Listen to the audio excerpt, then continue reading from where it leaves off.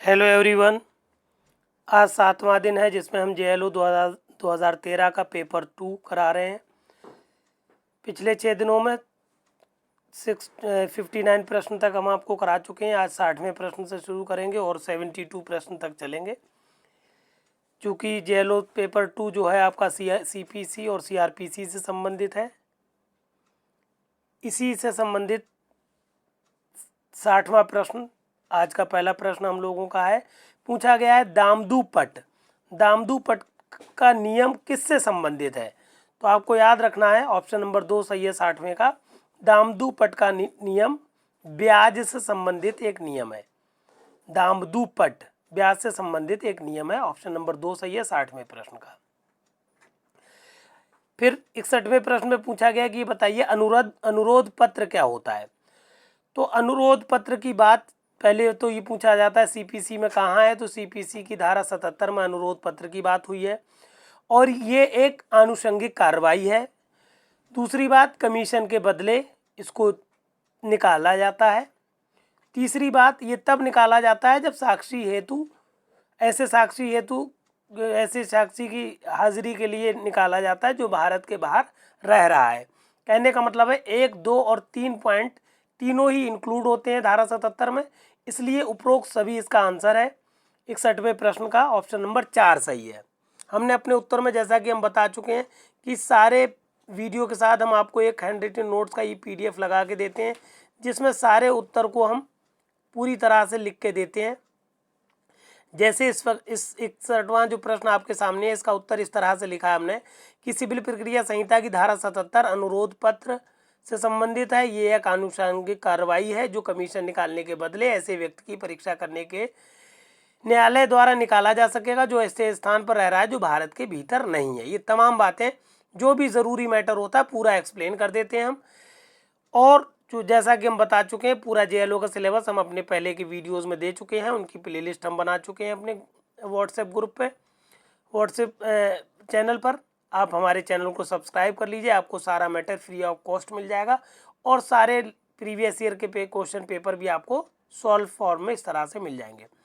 तो अनुरोध पत्र क्या होता है? अनुषंगिक कार्रवाई है, कमीशन के बदले जारी किया जाता है और ऐसे साक्षी के लिए किया जाता है जो भारत के बाहर रह रहे हैं। इसका मतलब 61वें प्रश्न का ऑप्शन नंबर 4 सही है। 62वें प्रश्न में पूछा गया, ये बताइए अपील न्यायालय को शक्ति होती है, क्या क्या शक्तियां होती हैं। तो अपील न्यायालय को बहुत सारी शक्तियां, जैसे पहला नंबर, मामले को प्रतिप्रेषण कर सकता है। दूसरी बात, विभागक विरचित करे और उन्हें विचारण के लिए निर्देशित करे, ये भी शक्ति है। तीसरी बात, मामले का अंतिम रूप से अवधारण करे। कहने का मतलब है तीनों ही शक्तियां प्राप्त हैं। और भी शक्तियां हैं जो हमने अपने उत्तर में लिख दी हैं कि मामले का अंतिम रूप से अवधारण करे, अतिरिक्त साक्ष्य ले या साक्ष्य लिया जाना अपेक्षित करे, ये सारी शक्तियां होती हैं। कहने का मतलब है 62वें प्रश्न का ऑप्शन नंबर 4 सही है। 63वें प्रश्न में पूछा गया कि ये बताइए कि वाद में CPC के तहत संशोधन किया जा सकता है। वाद में संशोधन किस आदेश में बताया गया, ये आपसे पूछी गई बात। तो हम लोगों की CPC का आदेश 6 नियम 17 कहता है अभिवचनों में संशोधन। अभिवचनों, चाहे वो वाद हो, प्रतिदावा हो, लिखित कथन हो, कोई भी चीज़ हो, सब में संशोधन कर सकते हैं आप आदेश 6 नियम 17 के अनुसार। कहने का मतलब है 63वें प्रश्न का ऑप्शन नंबर 4 सही है। अभी तक आपने जितने भी पढ़े हैं सबके ऑप्शन 4 ही सही है। 61वें का भी, 62वें का भी और 63वें का भी। आदेश 6 नियम 17 के अंतर्गत क्या करते हैं आप, अभिवचनों में संशोधन कर सकते हैं। 64वें प्रश्न में पूछा गया है कि ये बताइए सिविल प्रक्रिया के आदेश 12 नियम 6 के तहत तथ्यों की स्वीकृति कब स्वीकृत किए जा सकते हैं, ये बात पूछी गई है आपसे।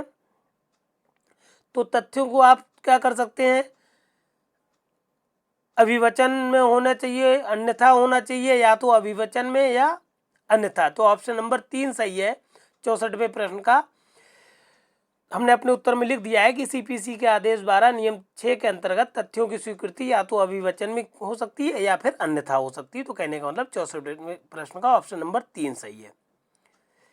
65वें प्रश्न में पूछा गया है कि न्यायालय फीस की कमी को पूरा करने की शक्ति दी गई है। न्यायालय की अगर फीस आपने पूरी तरह से जमा नहीं की है तो आप क्या करिए, धारा 149 के अंतर्गत पूरी फीस जमा कर दीजिए और ये शक्ति न्यायालय को प्राप्त है कि आपसे पूरी फीस वसूल ले। तो हमने लिख दिया है कि धारा 149 में न्यायालय फीस की कमी को पूरा करने की शक्ति रखता है। फिर 66वें प्रश्न में पूछा गया कि डिक्री में शामिल नहीं है, कौन सी चीज़ डिक्री में शामिल नहीं है। तो 66वें प्रश्न का ऑप्शन नंबर, ये पहले बता दें, 65वें का ऑप्शन नंबर 2 सही था, 149 धारा में बताई गई ये बात। और 66वें प्रश्न का ऑप्शन नंबर 3 सही है कि डिक्री में जो होता है वो व्यतिक्रम के लिए खारिज करने का कोई आदेश नहीं आता है। हमने अपने मैटर में लिख दिया है कि धारा 2 में, मतलब धारा 2 की उपधारा 2 में डिक्री की परिभाषा बताई गई है, और हमने लिख दिया है कि डिक्री के अंतर्गत व्यतिक्रम के लिए खारिज करने का आदेश नहीं आता। बाकी ऑप्शन 1 और 2 वादपत्र का नामंजूर किया जाना, ये भी डिक्री है। धारा 144 के अंतर्गत किसी प्रश्न का अवधारण करना, ये भी डिक्री है। जबकि ऑप्शन 3 व्यतिक्रम के लिए खारिज करने का कोई आदेश, ये डिक्री में शामिल नहीं है। इसलिए 66वें प्रश्न का ऑप्शन नंबर 3 सही है। फिर आप इस तरह से उत्तर आपको लिखे हुए मिल जाएंगे। और 66 के बाद आ जाइए आप, ये आपका आ जाएगा 67वां प्रश्न कि ये बताइए धारा 26(2) के अंतर्गत क्या होगा। प्रत्येक दावे को साबित किया जाएगा। तो अगर आप कोई दावा साबित करना चाह रहे हैं तो धारा 26 उपधारा 2 के अंतर्गत सारे दावों को आप तथ्यों को, सारे दावे में जो आपने तथ्य को दावे किए हैं उन तथ्यों को क्या करेंगे आप शपथ पत्र द्वारा साबित करेंगे। तो ऑप्शन नंबर 4 सही है 67वें प्रश्न का। जैसा कि हमने बता दिया उत्तर में अपना लिख दिया है कि सिविल प्रक्रिया संहिता की धारा 26(2) के अंतर्गत प्रत्येक वाद पत्र में तथ्य शपथ पत्र द्वारा साबित किए जाएंगे। तो 67वें प्रश्न का ऑप्शन नंबर 4 सही है। शपथ पत्र द्वारा आप सारे तथ्यों को, जो आप दावा कर रहे हैं उन तथ्यों को साबित करिए शपथ पत्र द्वारा। फिर 68वें प्रश्न में पूछा गया है कि बताइए सीपीसी के आदेश 5 नियम 9(3) के तहत प्रतिवादी को समय की सेवा के लिए खर्च वहन किया जाता है। तो सीपीसी के अंतर्गत क्या करते हैं आप, आदेश 5 नियम 9(3) के अंतर्गत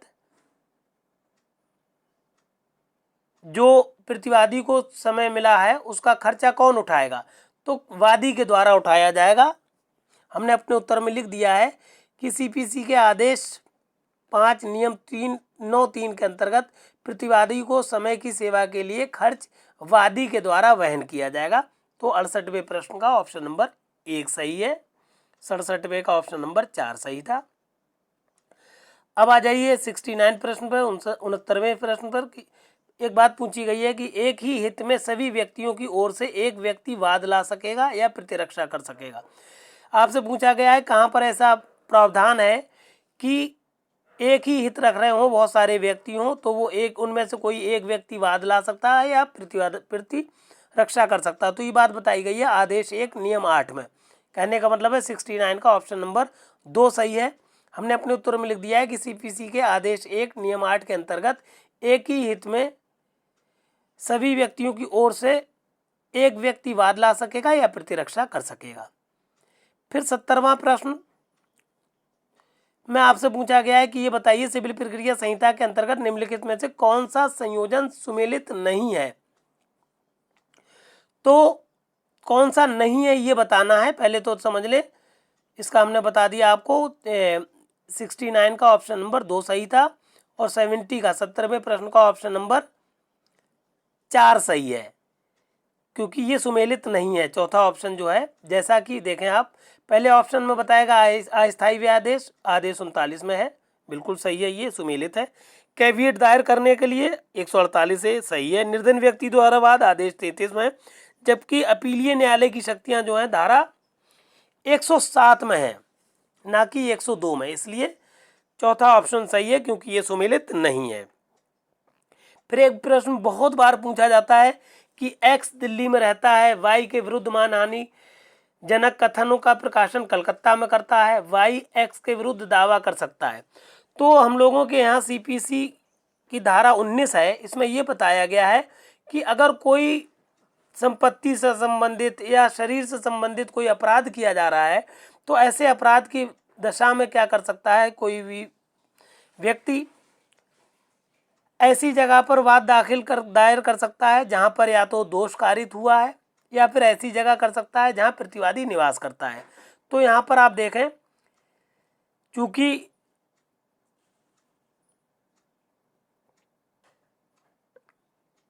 प्रतिवादी का संबंध दो जगहों से है, या तो दिल्ली या तो कलकत्ता, तो ये क्या किया जा सकता है, वाद या तो दिल्ली में वादी के विकल्प पर निर्भर करेगा, या तो वो दिल्ली में वाद दायर कर दे या फिर कलकत्ता में। कहने का मतलब है 71वें प्रश्न का ऑप्शन नंबर 4 सही है।